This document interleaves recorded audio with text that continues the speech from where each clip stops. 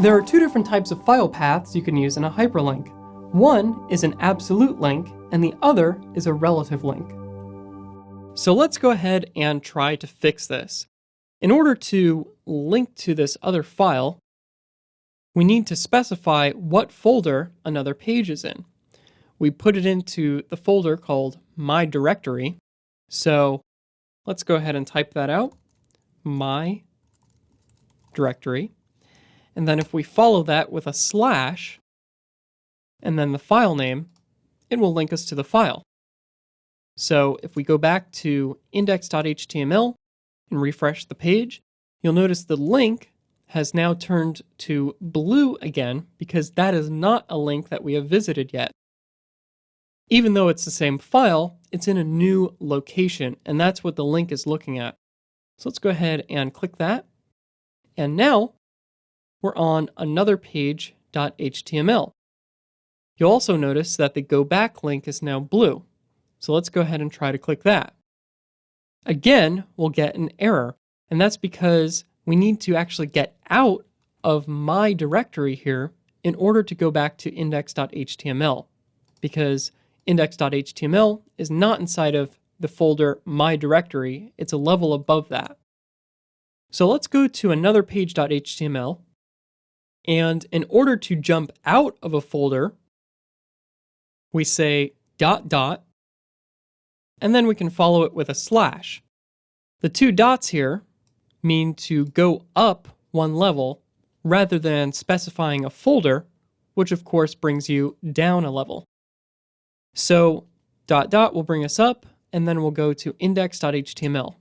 So if we switch back, refresh here, we'll click on My Link on index.html. It'll bring us to another page.html. And if we click Go Back, it will bring us out of My Directory and bring us back to index. So that's how relative links work, but there's another type of link called an absolute link.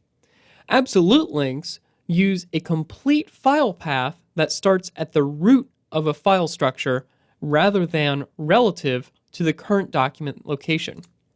So, for example, if we wanted to create a link to another web page, not another page.html, but another page on the internet, then we need a way of breaking out of our website and going to another website. Let's start out by creating an anchor tag. And let's say we wanted to link to google.com.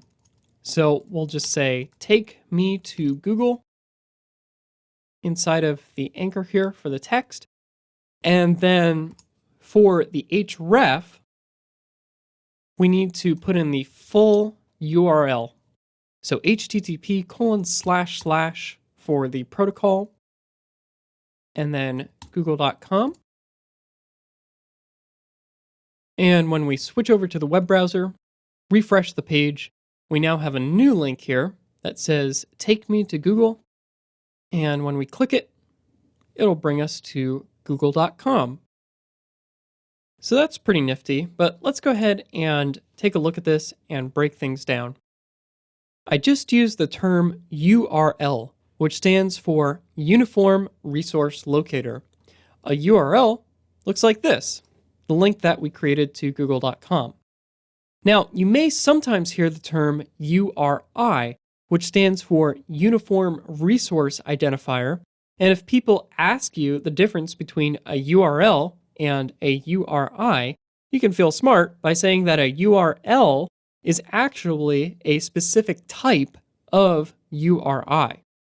But for practical purposes, the terms URL and URI are often used interchangeably to describe a URL or a URI, even though it's not technically correct. That about wraps things up for links. Simple as they may be, anchors are a critical HTML element that you'll use very frequently.